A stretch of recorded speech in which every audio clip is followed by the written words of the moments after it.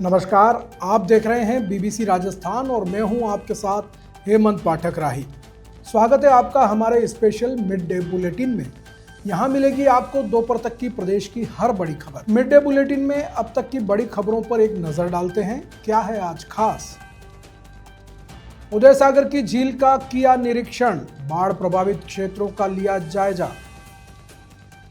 मेतवाला में खेल का जुनून छाया, विवाद, दर्द और जीत का जश्न मनाया।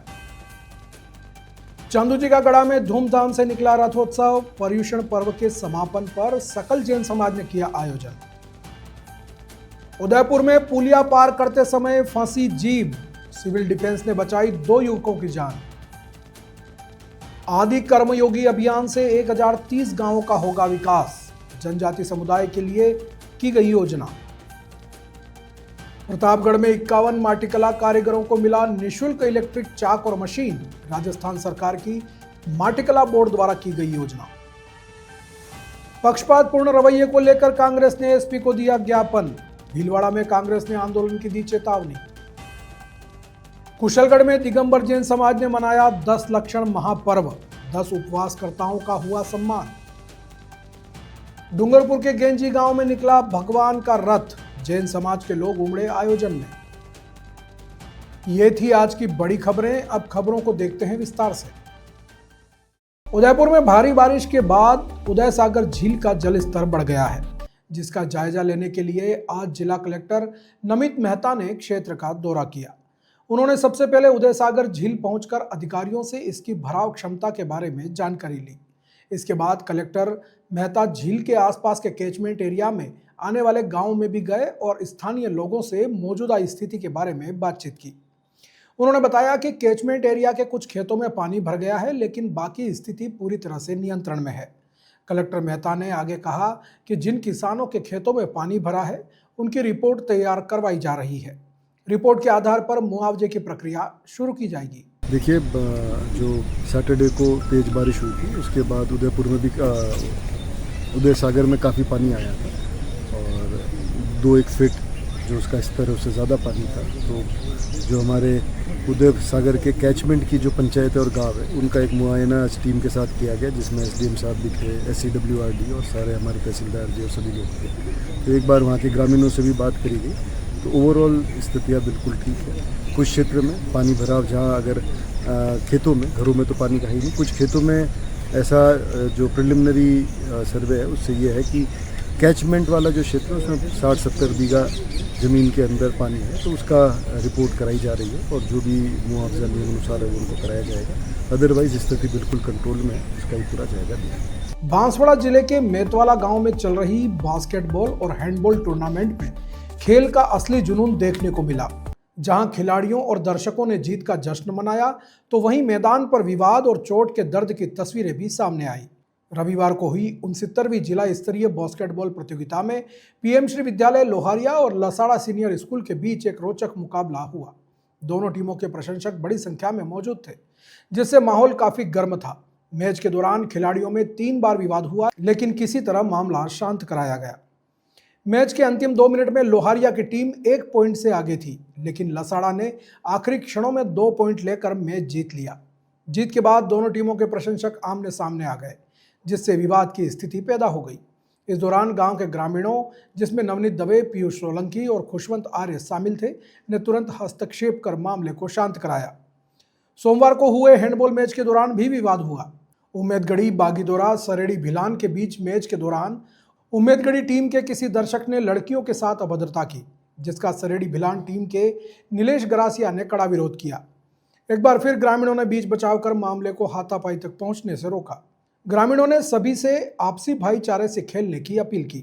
इस टूर्नामेंट में 3 दिनों तक बारिश ने भी बाधा डाली, लेकिन खिलाड़ियों और दर्शकों का उत्साह कम नहीं हुआ।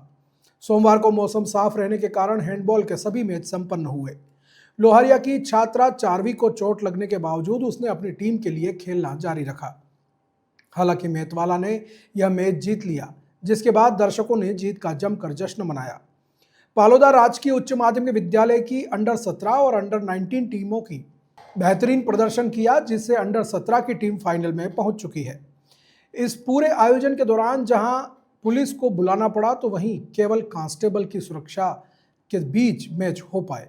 ग्रामीणों का कहना है कि यह कई दिनों से इस प्रतियोगिता के सफल आयोजन में लगे हुए हैं और वे नहीं चाहते कि किसी भी तरह का विवाद हो।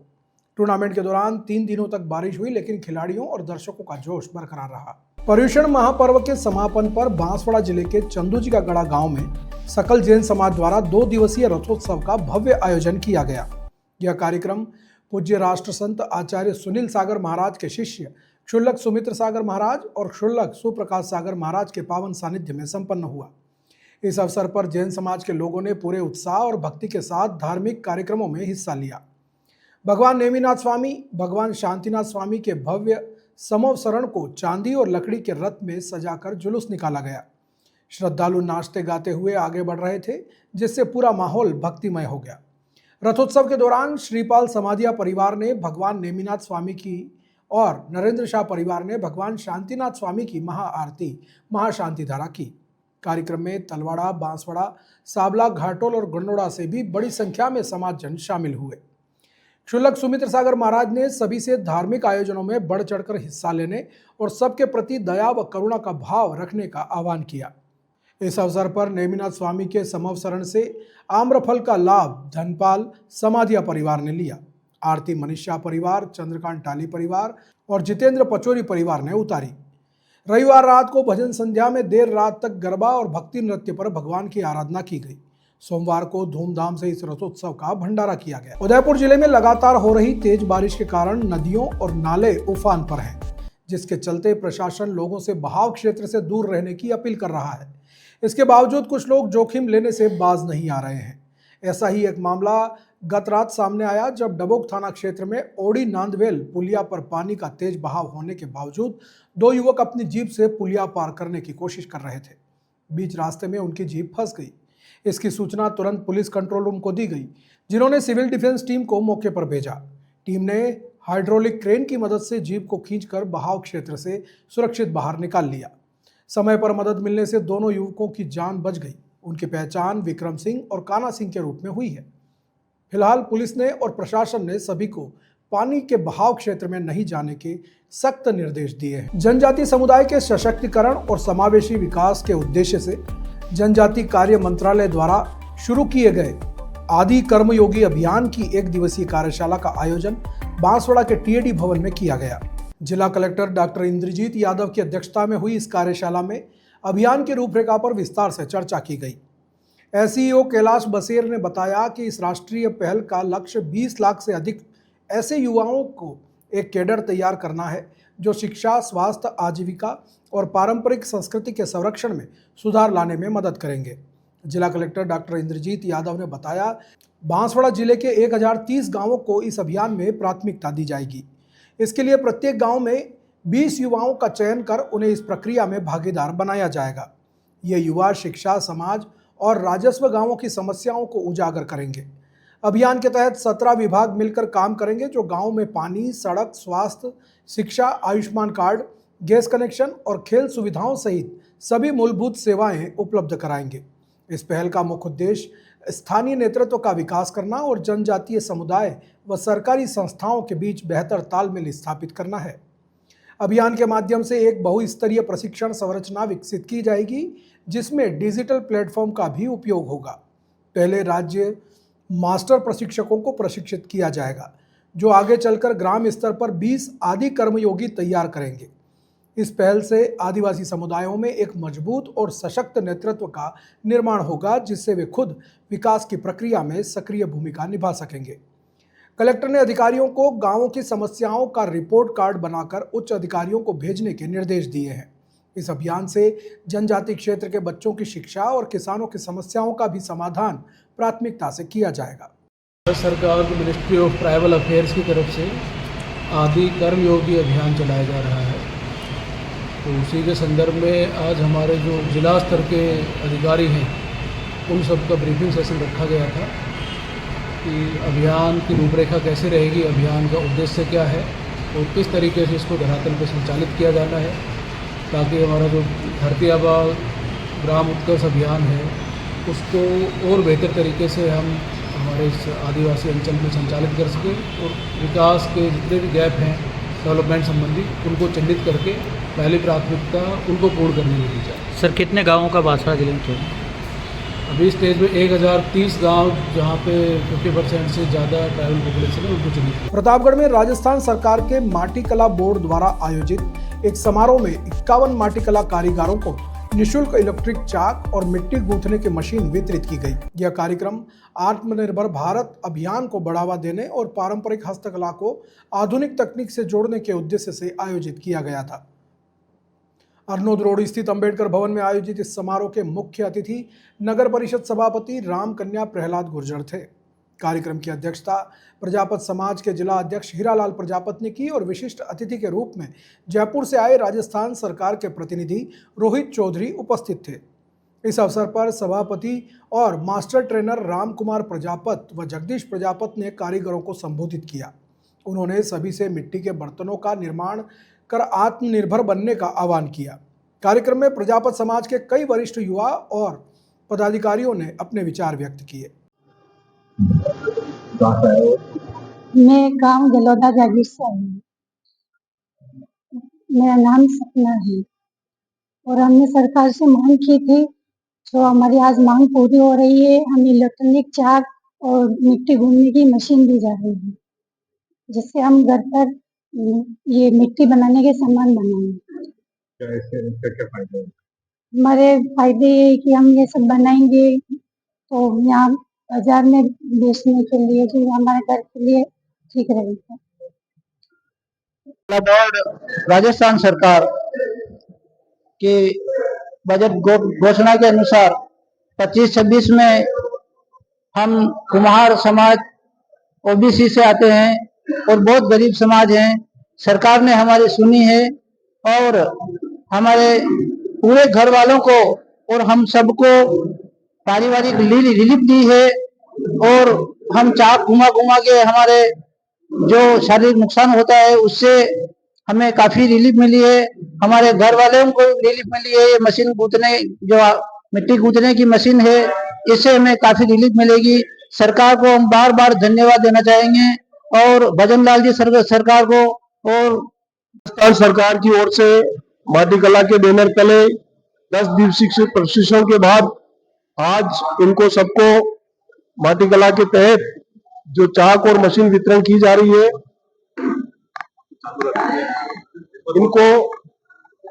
इनको जो मिट्टी गूंथने की जो मशीनें दी जा रही है, ये बिल्कुल आधुनिक मशीनें हैं और जो मिट्टी के बर्तन बनाने के जो चाक है वो इलेक्ट्रिक चाक है। आज के जमाने के हिसाब से, आधुनिक युग के हिसाब से ये मशीनें इनको वितरण की जा रही है सरकार की ओर से। अब आज के जमाने में, आज अपने देश पे मोदी जी ने जो एक नारा दिया है, स्वदेशी अपनाओ, तो हमारे प्रजापत समाज के ऊपर ये बहुत बड़ा भार आया है कि हमें स्वदेशी सामानों का ज्यादा से ज्यादा उत्पादन करना है और पूरे भारत में उनका वितरण करना है। अपन स्वदेशी के लिए प्रजापत समाज भी एक सरकार का मूल तरह से अपनी तरफ से पूरा सहयोग देता है और मैं चाहता हूं कि हमारा भारत भी स्वदेशी वस्तुओं को अपनाए और आगे बढ़े। कांग्रेस के राष्ट्रीय महासचिव धीरज गुर्जर ने भीलवाड़ा पुलिस अधीक्षक को ज्ञापन सौंपकर कोटड़ी और जहाजपुरा क्षेत्र की पुलिस पर गंभीर आरोप लगाए हैं। उन्होंने कहा कि पुलिस प्रशासन कांग्रेस कार्यकर्ताओं के साथ पक्षपातपूर्ण व्यवहार कर रहा है। गुर्जर ने कहा कि अगर कोई कांग्रेस कार्यकर्ता सोशल मीडिया पर अपनी पार्टी या नेताओं के समर्थन में कुछ लिखता है तो उसे तुरंत थाने बुलाकर उस पर दबाव बनाया जाता है।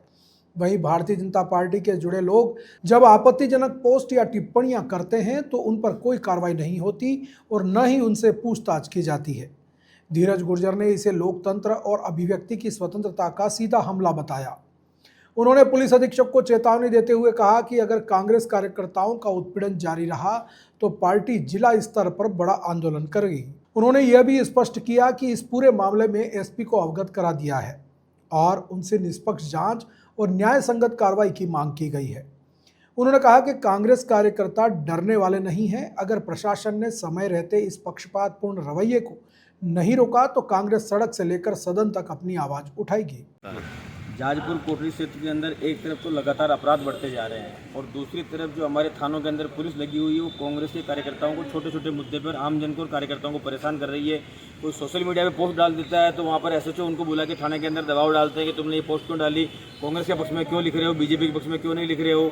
कोई अगर पोस्टर होल्डिंग में फोटो लग जाता है उस व्यक्ति को परेशान करते हैं। कार्यकर्ता अगर कहीं भी पुतला फूंक रहे हैं तो उस पुतला फूंकने के ऊपर भी ST/SC के मुकदमा दर्ज करा के लोगों को प्रताड़ित करने का काम किया जा रहा है। जिस तरह से जाजपुर कोटरी क्षेत्र के अंदर पुलिस के माध्यम से कार्यकर्ताओं को और आम जन को प्रताड़ित करने जा रहा है, उसके बारे में आज हम FC साहब से मिले हैं और हमने इनको स्पष्ट चेताया है कि अगर इस तरह से कांग्रेस के कार्यकर्ताओं को परेशान किया गया, लोगों को नाजायज दबाव डाला गया, झूठे मुकदमे में फंसाया गया तो हम लोग चुप नहीं बैठेंगे और जिला स्तर का आंदोलन करेंगे, जिसकी जिम्मेदारी भिलवाड़ा पुलिस की होगी। इसलिए तत्काल प्रभाव से जाजपुर कोटड़ी की पुलिस के ऊपर अंकुश लगाया जाए और जिस तरह से ये राजनीतिक द्वेषतापूर्वक कार्रवाई कर रहे हैं उस कार्रवाई के ऊपर रोक लगाई जाए। दिगंबर जैन समाज कुशलगढ़ ने अपने सबसे पवित्र पर्व पर्युषण पर्व को धूमधाम से मनाया। इस अवसर पर 10 उपवास करने वाले तपस्वियों का विशेष सम्मान किया गया, जिसके लिए नगर में एक भव्य जुलूस निकाला गया। 20 पंथी समाज के अध्यक्ष जयंतीलाल सेठ ने बताया कि 10 लक्षण महापर्व के समापन पर 10 उपवास करने वाले सम्यक सेठ, मेगा सेठ, रूपल सेठ, स्पर्श सेठ, सोनल कोठारी, प्रीत सिंघावत, संगीता तलवाड़िया सहित सभी तपस्वियों का अभिनंदन जुलूस निकाला गया। यह जुलूस नगर के प्रमुख मार्गों से होते हुए सभी उपवासकर्ताओं के घर श्री जी अभिषेक करता हुआ नवकार गार्डन पहुंचा, जहां पारणा महोत्सव आयोजित किया गया। इस अवसर पर 10 लक्षण पर्व के पहले दिन उत्तम क्षमा धर्म पर प्रकाश डालते हुए पंडित अर्पित जैन शास्त्री ने कहा कि क्षमा का अर्थ मन, वचन और शरीर से किसी भी जीव के प्रति उत्पन्न हुए द्वेष, क्रोध और वैर भाव को समाप्त करना है। उन्होंने बताया कि क्षमा ही धर्म, शांति और आत्मा का सबसे बड़ा आभूषण है। कार्यक्रम के दौरान 20 पंथी समाज के अध्यक्ष जयंतीलाल सेठ, मंत्री हसमुख सेठ, 13 पंथी समाज अध्यक्ष बुद्धिलाल शाह और प्रदीप सेठ की ओर से स्वामी वात्सल्य का कार्यक्रम भी रखा गया। इसमें जैन समाज के महिला, पुरुष और बच्चों के साथ अन्य समाजों के लोग भी बड़ी संख्या में शामिल हुए।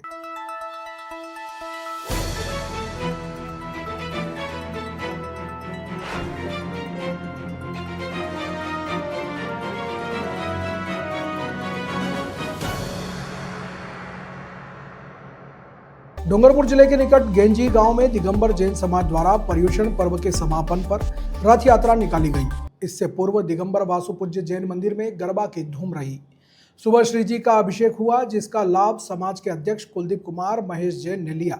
इसके बाद जयदीप कुमार भंवरलाल परिवार ने श्री जी को चंदन लगाकर केसर चढ़ाया और महाआरती की। दिन में ढोल नगाड़ों के साथ भगवान का रथ निकाला गया और पूरे नगर में भ्रमण कराया गया। जगह जगह पुष्प वर्षा भी हुई। पुरुष सफेद रंग के कपड़ों में साफा पहने शामिल हुए तो महिलाएं एक जैसे वस्त्रों में गरबा खेलते हुए रथ यात्रा में शामिल हुई। नगर भ्रमण के बाद गांव के तालाब के पाल पर लक्ष्मी जी व हनुमान जी मंदिर के सामने महाआरती का आयोजन हुआ। महिला मंडल ने आरती उतारी। आयोजन में रथ का लाभ हर्षद कुमार, विनोद कुमार परिवार ने लिया। मुख्य संयोजक अजय कुमार जयंतीलाल शाह थे। इसके साथ ही कार्यक्रम में राजेंद्र कोठारी, सूरजमल, सुरेश चंद्र जैन, धनपाल जैन आदि ने सहयोग किया। इसके बाद आयोजित समारोह में अध्यक्षता नागदा समाज अध्यक्ष महेश कुमार देवचंद परिवार ने की। तो ये थी दोपहर 2 बजे तक की बड़ी खबरें। दिन भर की खबरों को देखने के लिए देखिए हर रात 8 बजे हमारा बुलेटिन बांसवाड़ा पत्रिका, और प्रदेश की हर बड़ी खबर के लिए रात 9 बजे प्राइम टाइम एट 9। और ऐसी ही तमाम खबरों को देखने के लिए बने रहें हमारे साथ और सब्सक्राइब व फॉलो करें हमारे YouTube व Instagram चैनल BBC राजस्थान को। नमस्कार।